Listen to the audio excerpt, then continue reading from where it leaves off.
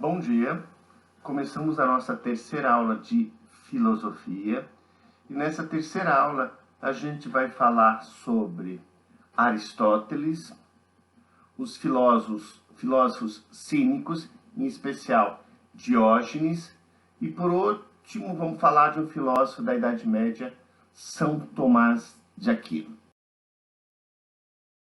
Vocês devem estar se perguntando quem é Hilda Müller-Knech. Quem é essa personagem?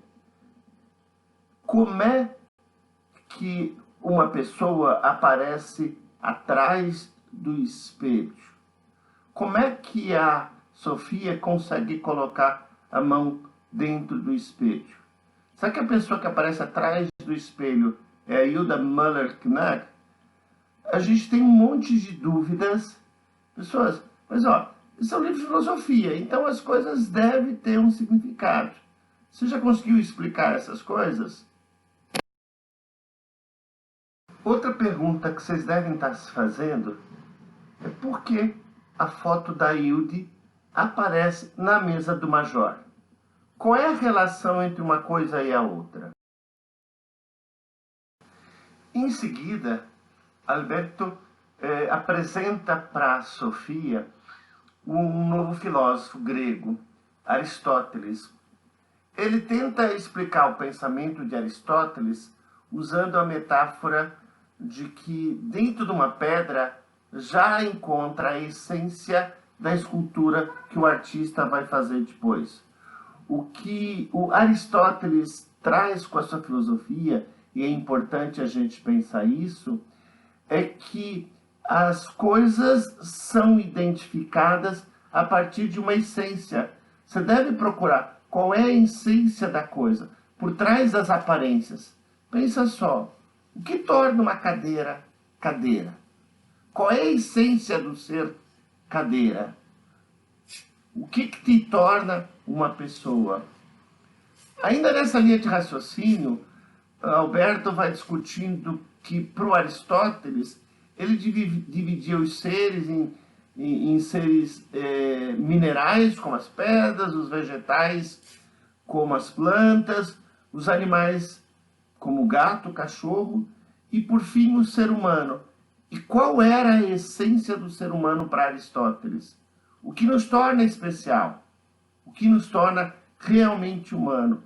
Para Aristóteles, o que nos torna realmente humano é a nossa capacidade de pensar, de refletir, de tomar consciência da gente. É a nossa capacidade de filosofar. É esse aspecto máximo da consciência que nos diferencia dos outros seres. Mais uma para o nosso número de mistérios. Como é que o Alberto consegue aparecer no cinema e passar um número do telefone para ela? Em seguida, ainda no cinema, nos é apresentado novos filósofos. Os dois bandidos aí, eles nos falam dos cínicos.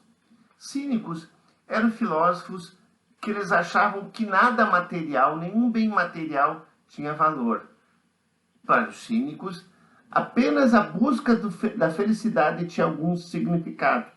Eles citam Diógenes, e a história conta que Alexandre Magno, uma pessoa muito poderosa da época, disse: você pode escolher o que quiser, Diógenes. Ele vivia num tonel, não tinha nada, e ele disse: olha, sai da frente do sol, eu só quero o sol.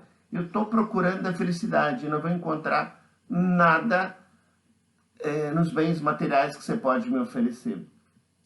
Uma coisa que eu acho importante a gente pensar, que hoje, aquela pessoa que abre a mão das riquezas e se preocupa apenas com os bens materiais, é considerado um cínico. Hoje em dia, as pessoas não acreditam que a gente possa abrir mão dos bens materiais pela felicidade espiritual. Vamos agora passar por uma questão de conhecimentos gerais. Você conhece algum outro personagem que vive num tonel e só se preocupa com a felicidade? Não está preocupado com a riqueza, os bens materiais?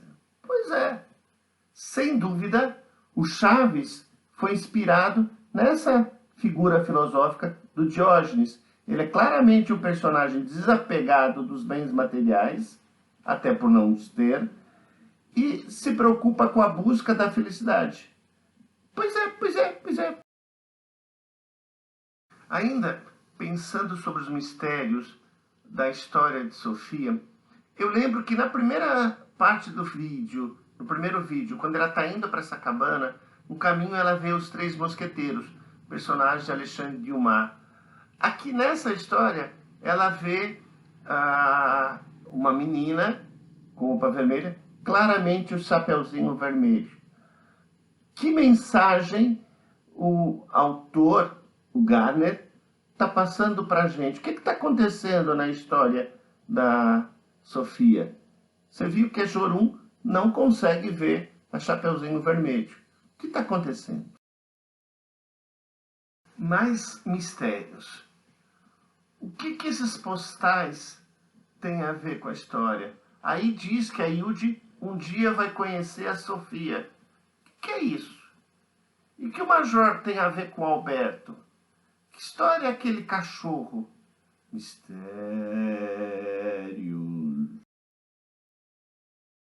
Em seguida, o Alberto leva a Sofia para a Idade Média, período de 400 pós-Cristo até 1400 depois de Cristo. Lá ele fala de uma Hildegard, uma compositora e filósofa, mas ele nos apresenta um filósofo que tem muita importância para a filosofia medieval. Não vamos esquecer que nesse período a filosofia era proibida, censurada, apenas os mosteiros, sob a orientação e obediência ao Papa, que se podia pensar. E ele apresenta São Tomás de Aquino, que viveu no século XIII, e o São Tomás de Aquino, ele usa a razão como Platão para conhecer o mundo. Ele diz que a razão é uma coisa divina, que Deus nos deu essa razão, e através dessa razão divina, a gente pode entender a palavra divina que está na Bíblia. Ou seja, primeiro, todo conhecimento vem de Deus, e através da razão, a gente pode acessar esse conhecimento. Vocês pensam que pandemia é uma coisa só da nossa época? Não. Na Idade Média também houve pandemias. A grande pandemia da peste negra, a peste bubônica, que era transmitida através da pulga que vinha dos ratos e depois pela própria contaminação entre as pessoas, foi uma peste muito séria, muito mais séria do que o que a gente está vivendo. 1 em cada 3 europeus morreu com a peste bubônica.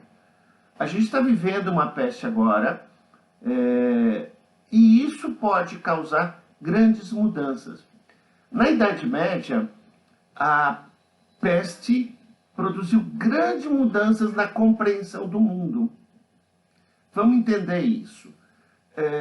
Se vocês lembram, na Idade Média, todo conhecimento válido era aquele que vinha da igreja, é aquele que vinha dos padres. A filosofia não era aceita, tanto é que durante a Idade Média, estudar Platão e Sócrates era proibido, os livros deles foram queimados, nem pensar em ciência ainda, e só era válido o que os padres diziam, o que os pastores diziam. Porém, com a peste, o conhecimento, o poder da igreja foi colocado em xeque.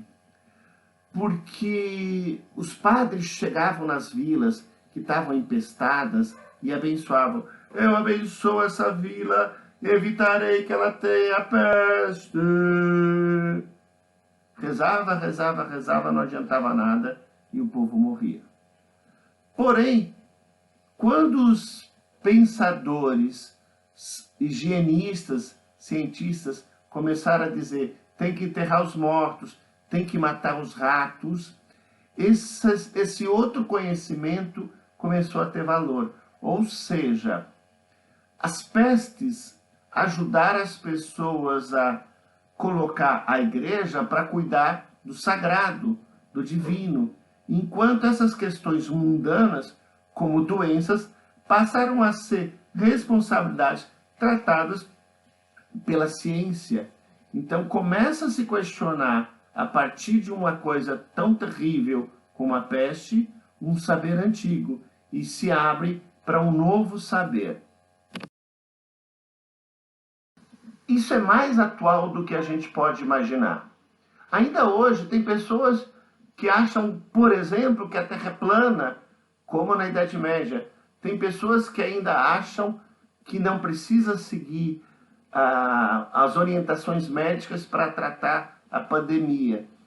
Eu acho que, do mesmo modo que aconteceu na Idade Média, essa pandemia vai nos ajudar a valorizar outras coisas de uma forma diferente do que a gente vinha valorizando até agora. Dá mais valor, por exemplo, à vida.